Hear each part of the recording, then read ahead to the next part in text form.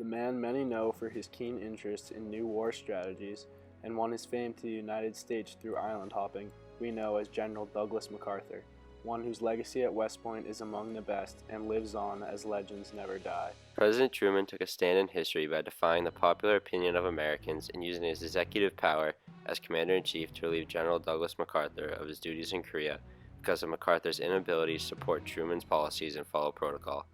Truman's decision enabled America to limit the threat of nuclear war with China after MacArthur requested for 26 atomic bombs to carry out his self-constructed plan. Douglas MacArthur was born on January 26, 1880 in Little Rock Barracks, Arkansas.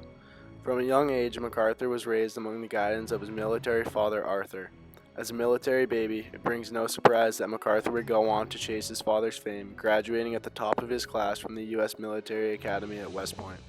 6 years after World War II, where MacArthur gained his fame for island hopping and returning with success, President Truman sent MacArthur to command the American-led coalition of the United Nations in the now-developing Korean War. With a growing communist culture, a joint effort from both the United States and United Nations would help resist this threat in the most desirable area, which was Korea. A short time of 3 years between 1950 and 1953 would be referred to as the Korean War, also known as the Forgotten War. Korea, also a peninsula, was split along the 38th parallel between the North and the South. South Korea remained independent of North Korea under President Syngman Rhee. The Russians were trying to engage in a policy to remove freedom throughout the world and create a communist society. On June 25, 1950, North Korea engaged in South Korea to impose their communist ideals backed by China and Russia. Short after, the United States and United Nations formally engaged in Korea to support the South. General MacArthur made tactical moves such as the Incheon landing to gain advantage. Here MacArthur invaded North Korea 100 miles south of the 38th and cut off supply lines for the North. With success here, MacArthur would easily regain the 38th and Southern Territory. As the war progressed in Korea, General MacArthur diminished his relationship with President Truman, becoming a disobedient, selfish leader whose self-interest almost jeopardized the fate of America.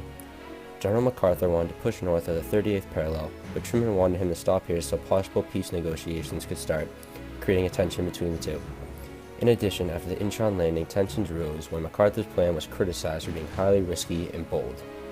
A month after the invasion at Incheon, the two met on Wake Island where they discussed the progress of the Korean War and the Americans' future in the war. Here MacArthur promised his loyalty to Truman, but however 2 days later, the general disobeyed Truman's orders to only use South Korean troops near the northern borders. MacArthur had personally ordered American troops to advance towards and into the north. About a month after the meeting at Wake Island, MacArthur sent a letter warning the Department of the Army that men were pouring over from Manchuria, and he wanted to bomb the bridges in all areas in the north supporting the enemy. He insisted that many lives would be lost due to the restrictions Truman was placing on him, despite the fact Truman informed MacArthur to not advance as far north as MacArthur did. MacArthur was resilient in arguing with Truman to let him carry out his bombings, but the government saw this as advocating policies which Truman and his advisors felt would have carried the war to Red China and possibly launched World War III. After months on end of incompetent leadership and failure to comply with the President-in-law of the United States, General MacArthur was relieved of his duties in Korea by President Truman. A number of events have made it evident that General MacArthur did not agree with that policy. I have therefore considered it essential to relieve General MacArthur so that there would be no doubt or confusion as to the real purpose and aim of our policy. It was with the deepest personal regret that I found myself compelled to take this action.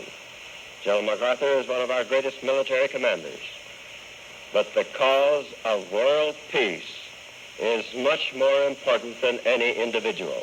On April 11, 1951, President Truman relieved General MacArthur of his duties in Korea. President Truman had to take a stand and make the executive decision which was for the greater good of the United States of America.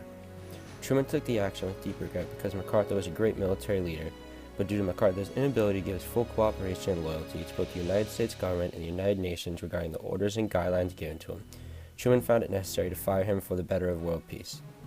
The United States was trying to prevent a third world war while fighting in Korea. If MacArthur's plan to drop 26 atomic bombs near the Chinese border was carried out, the likelihood of a third world war would be great, bringing about the exact conflict the United States was trying to avoid. Truman believed fighting a war in Asia would weaken the United States' reputation in Europe, and Truman thought that the Cold War would be won or lost in Europe. 2 years after the firing of MacArthur, an armistice agreement was signed in July of 1953. It was necessary for Truman to take a stand and remove MacArthur before more atomic bombs were going to be used, which MacArthur desired. MacArthur claimed that the United States was in a war with China itself. Press comments after the firing said the U.S. had now given great proof that it wants peace with Red China. Lieutenant Matthew Ridgway, a Boston native, graduate of West Point, and commanding general in World War II, would take over for MacArthur in Korea. He would go on to become famous for turning around the Korean War in favor of the United States and United Nations. Later, he was granted with a Presidential Medal of Freedom by President Ronald Reagan. Heroes come when they are needed. Great men step forward when courage seems in short supply. Reagan said this to Ridgway as he received his medal. He'd refer to this almost as to denounce MacArthur and praise Ridgway. The firing of MacArthur would go against popular opinion, but it was the correct decision for Truman to make during his time of war. MacArthur went on in his life to receive over 30 awards and medals for his service, including the highest-ranking Medal of Honor. Once during his war ambitions, MacArthur was nominated to run for president, and after his retirement, he was nominated again. MacArthur would not fulfill this, but would go on to serve as a large business corporation officer after his war experience. MacArthur's inability to follow protocol, he believed his actions would lead to further success, but President Truman's political ideas would prove otherwise, causing conflict among popular American opinion. Truman wanted to fire MacArthur rather than have him retire. Reaction from the American public would sound like the following. Just because the mule is symbolic of Missouri does not mean you have to be the biggest jackass in the history of the United States. Mrs. Roundtree. Was it fun helping to kill a great man? Mrs. Kilker. A great many decent Americans envy General MacArthur a great deal more than they envy you. Anonymous Western Union telegrams. This is the worst executive decision ever made, Mr. Ware. AM vets are keenly aware of General MacArthur's greatness and his immense contributions to this country as a military leader, but constitutional principles are greater than any one individual. Mr. Russell. Now this is basically what Truman would receive from everyone in the United States due to his decision to fire MacArthur. The American public saw Truman as an awful person now, with his average approval ratings during the second term at a low of 36.5%. To them, Truman was just making decisions in politics, but MacArthur was a man defending their country. President Truman saw it this way and took a strong stand, stating to the public during his address to relieve MacArthur that the United States is founded under democracy and its military should run this way too. As a result of MacArthur's inability to follow protocol and support Truman's policies, President Truman used his executive power to relieve General MacArthur of his duties while limiting the threat of nuclear war with China. Years later, Truman would go on to say, "I fired him because he wouldn't respect the authority of the president. That's the answer to that. I didn't fire him because he was a dumb son of a bitch." President Truman followed through with this action not only because of MacArthur's inability to follow orders, but also, according to General Bradley, had MacArthur's orders been followed, the ensuing conflict would be the wrong war, at the wrong place, at the wrong time, and with the wrong enemy.